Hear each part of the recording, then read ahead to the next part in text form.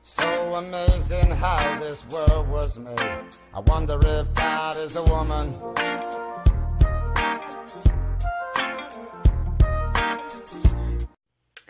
Hey people, so it's been a couple days since I recorded a video, but I think today is like day 8 or day 9 of the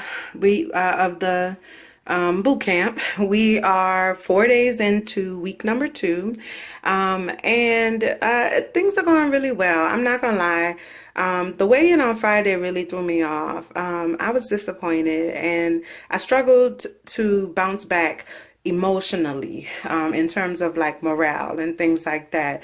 And so I struggled on Saturday and I struggled on Sunday. And I started coming out of it on Monday because I had also did way too much with some squats on Thursday of last week, and so I couldn't even work out, and it was just like one thing after another, but you know, I'm much better now, and I've decided that I just have to keep pushing. And I've also decided that, I mean, we got to do the weigh-ins every Friday, but I'm not putting so much stake into the number because I did lose inches, and I'm also noticing like exercise wise when I go to the gym and stuff, like I'm able to do more than what I was able to do before. So yeah, but that kind of brings me to I wanted to just talk to y'all a little bit about my journey this go round and what really got me to this place. And it's a very, very personal story, but I'm going to share it anyway because there's no doubt in my mind that there's somebody out there that has experienced the same thing. And I'm going to try to get through this without crying. But anyway, when I was in Japan, I remember I bought a scale for some reason, and I weighed myself, and the number that I saw on the scale was the highest number I've ever seen in my entire life in terms of weight, my weight. And I can't even describe that feeling. I knew that I had picked up a little bit of weight since I had left Cuba, but I didn't know it was that much. And so I decided that I was going to try to start, getting that under control. I had to. Like, I couldn't even wrap my head around where I had allowed myself to get. So I started doing exercises and stuff like that, like trying to do it on my own and stuff. I went to the gym and got on a treadmill. And I did the treadmill at a speed of 1, which is like not the lowest you could go, but it's like damn near the lowest that you can go, a 1. And I decided to do like an interval workout. And you know how like the treadmill does, like, they have like the little plans and you just press the button and it'll do everything for you.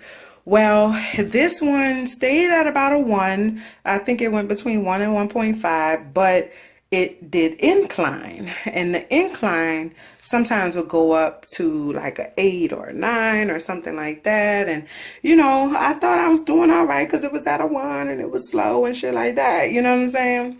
And about not even a weekend, about maybe 3 or 4 days into this new, exercise regimen thing I was trying out, it was Super Bowl Sunday, which in Japan was actually Super Bowl Monday because of the time difference. And so I was sitting on my sofa and I was watching the Super Bowl, and or the Super Bowl was watching me. Anyway, I went to get up to go to the bathroom for a commercial break. And when I got up or attempted to get up, I felt a pain in my back that I have never felt before in my life. And I couldn't even stand up straight. And that has never happened to me before. And I couldn't believe that that was happening to me in that moment. So I called one of my friends who was a coworker that I met in Japan. She actually, as a result of this particular experience, has become like a lifelong friend for me.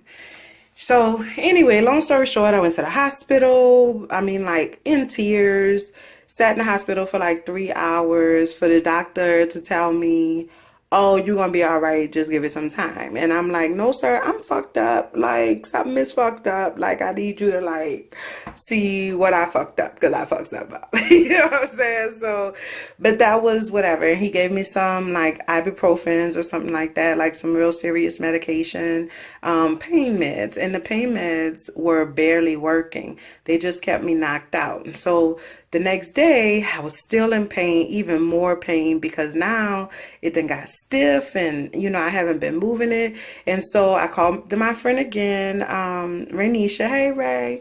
And she was like, well, let's go. She was staying in a hotel. So she was like, I said, well, maybe if I get a massage or something like that might be able to help. So she came and picked me up after she got off from work because I had to take the day off for work. And she took me to the hotel to get a massage. So I was in the hotel getting a massage and just even trying to lay down for this massage was so serious. And this little Japanese lady, bless her heart, she told me to get on the floor. And I was like, you sure about that? You know what I'm saying? But whatever, I got on the floor against my better judgment. And she did whatever she did the massage and it was all right. So she left the room so that I could change and I couldn't get off the floor. Like, I couldn't get off the floor.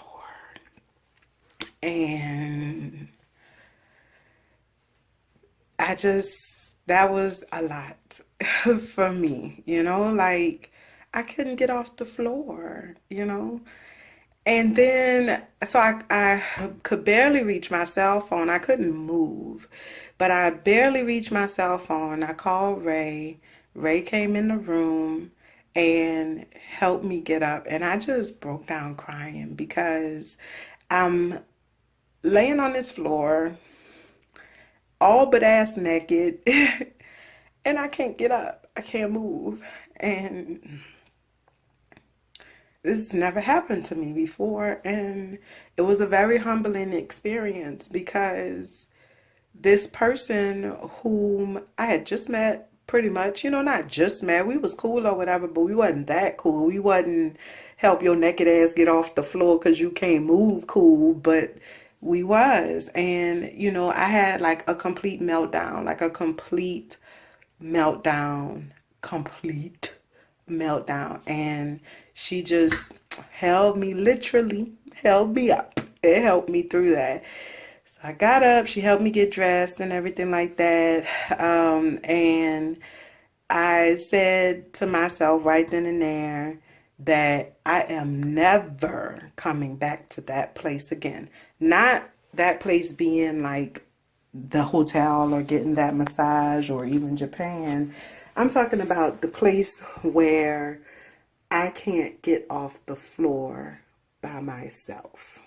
I am never going back to that place again. And that's really what flipped the switch for me. You know what I'm saying? Like, and then, I ended up going to the Japanese hospital. I went to a chiropractor. The chiropractor got me all the way together. Like in 2 days, it was like nothing ever happened. So shout out to Dr. Mashimoto, whatever his name is. But he got me all the way together and I was good after that. I got a personal trainer. I started working with her. I started, trying to get my like food under control and stuff like that. And I lost like 15 pounds, like before I left Japan, maybe 20 pounds, almost 20 pounds, something like that.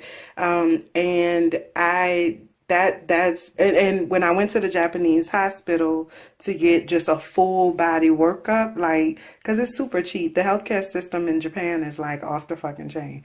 But anyway, That's when I got diagnosed with the PCOS. And, here we are, So I share that with you all just for inspiration purposes, but also, to lay myself bare because I want y'all to really understand what this means to me and for me.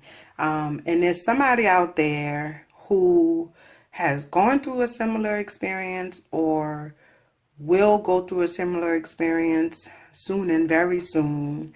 There's somebody out there who looked on the scale today and saw a number that they ain't never seen before, and that number broke them down. There's somebody out there today that wants this but doesn't know how to get this. And what I say to you is this is life or death, and it's your life and your death.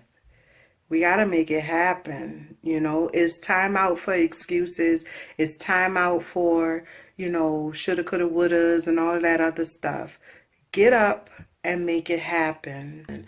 If you are struggling with something emotionally that is preventing you from truly being able to move forward with this goal and to attack this goal, if you're emotional eating, talk to somebody. Give me a call. Talk to me. This is my personal journey, but I am a licensed clinician and a life coach. So talk to somebody who can help you to sort out those emotional barriers in order to get yourself to a place where you can actively engage in saving your own life. It's time. It's time. Okay, and it's not just about weight loss. I'm talking to anybody out there that got something that needs to happen in order to save your life, whether that's saving your sanity, whether that's saving your actual physical body, whether that's saving whatever it is, make it happen. It's time. It's time. This is my journey, and I'm sharing my journey with you in hopes that it kickstarts your journey or validates your journey. And inspires you to move forward. So that's my story. Yeah, that's it. All right. Hey y'all. It is day 12 of the boot camp, and we did our second weigh-in today. And again, I was disappointed at the weigh-in. And it's, I don't know. I mean, it hurt. It threw me off. But I'm learning how to deal with that because even though, well, actually the 1.2 pounds that I lost last week, I gained that shit back this week. But I really do believe that I gained it back in muscle, which makes a difference. Because my body feels leaner, my body feels stronger. I lost like 2 more inches on my waist for a total of 3 inches lost on my waist so far. Like I'm losing inches. I'm not losing pounds. And so, I am the Google queen. So I done did all kind of Google searches and shit to try to see what's that all about. And, the reality is that I was out of shape. I was I was like on the cusp of out of shape because I could move, I do things, but I didn't exercise and my body wasn't fit. You know what I'm saying? Like I didn't really have no muscles. So now that I'm actually exercising, I'm doing cardio training and I'm doing strength training, I'm building muscle, my body has to get to like a break-even point. So basically, I'm building muscle at a faster rate than I'm losing the fat.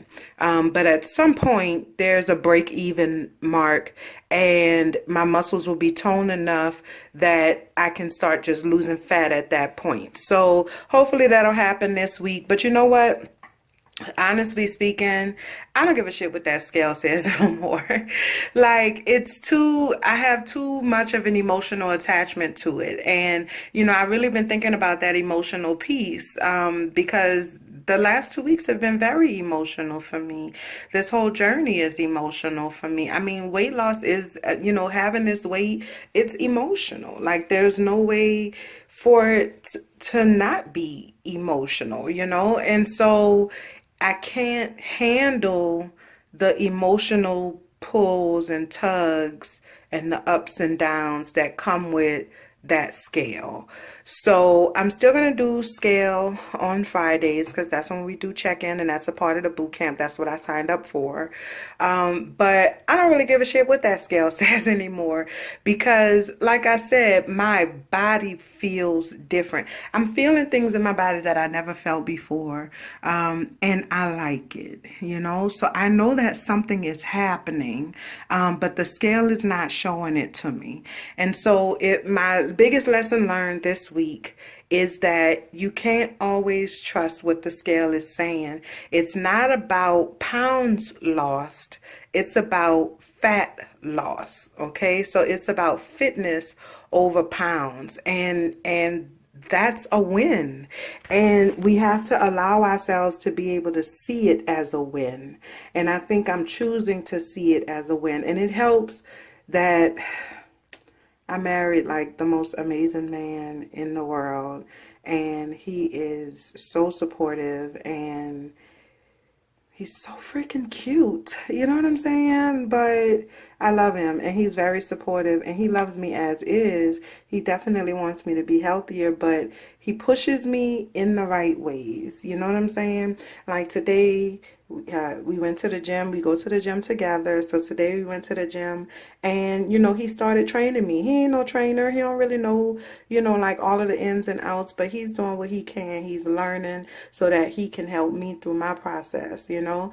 And so I'm lucky enough to have that support system and to have that support network in my husband and in my friends and family and things like that. And so working out that emotional piece is my responsibility.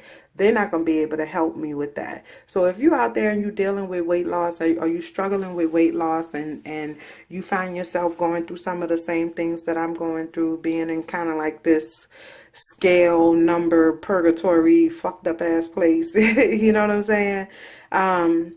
Make sure that you have a handle on the emotional components associated with your weight loss, because it can be tasking, you know. It's hard. But I decided today that I'm not worried about that scale. I know that something is happening to my body. I know that changes are being made to my body, and that I am the cause of those changes. The work that I'm putting in is causing those changes. So I'm going to keep going. This is week 2. We're going into week 3. And so like tomorrow starts week 3 in terms of workouts, but we have 2 more days in week 2 in terms of food. So the new food week starts on Monday. And I'm actually looking forward to the changes. We get Cheetos next week, y'all. Not a whole lot of them, but you know, get to lick them fingers a little bit, just a little bit. So I'm grateful for that. So yeah, so that's it. Today is day 12. And oh, I ran on the treadmill today. That was one of my goals for the overall boot camp. My husband pushed me to actually be able to run on the treadmill. And you know, I only did 30-second intervals, you know what I'm saying? But I did that shit, and I felt such a huge sense of accomplishment after I did it. So every day my body is showing me that I can handle more and more, and I'm listening, and I'm learning how to trust the process, and I'm learning how to trust my body.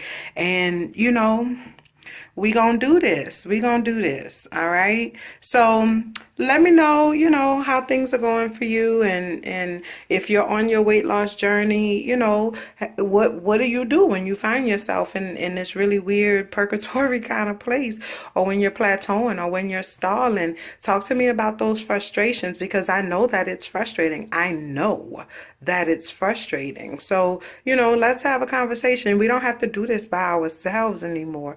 This is something that we're doing together. All right. So I love y'all. I love y'all. I love y'all. Be well. Bye.